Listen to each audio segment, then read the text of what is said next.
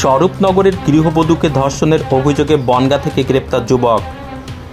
উত্তর 24 পরগনা জেলার বসিরহাট মহকুমার স্বরূপনগর থানা এলাকার ঘটনা।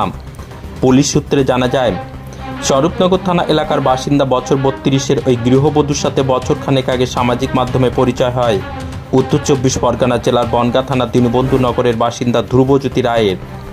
তারপর তাদের মধ্যে কথোপকথন শুরু হয়, এমনকি প্রেমের পর্যায়ে পৌঁছে যায় সেই সম্পর্ক। অভিযোগ, ওই গৃহবধূকে গত 1 মাস ধরে নানানভাবে উত্ত্যক্ত করতে শুরু করে ওই যুবক। কখনো হুমকি দেখত, আবার কখনো তাদের ঘনিষ্ঠ মুহূর্তের ছবি সোশ্যাল মিডিয়ায় ভাইরাল করে দেওয়ার ভয়ও দেখাতো। অবশেষে গত সপ্তাহে মহিলা স্বরূপনগর থানায় ধ্রুবজ্যোতির বিরুদ্ধে ধর্ষণের লিখিত অভিযোগ দায়ের করেন। অভিযোগের ভিত্তিতে বনগাঁ থেকে ধ্রুবজ্যোতি রায়কে গ্রেপ্তার করে স্বরূপনগর থানার পুলিশ। ধৃতকে আজ বসিরহাট মহকুমা আদালতে পেশ করা হয়েছে।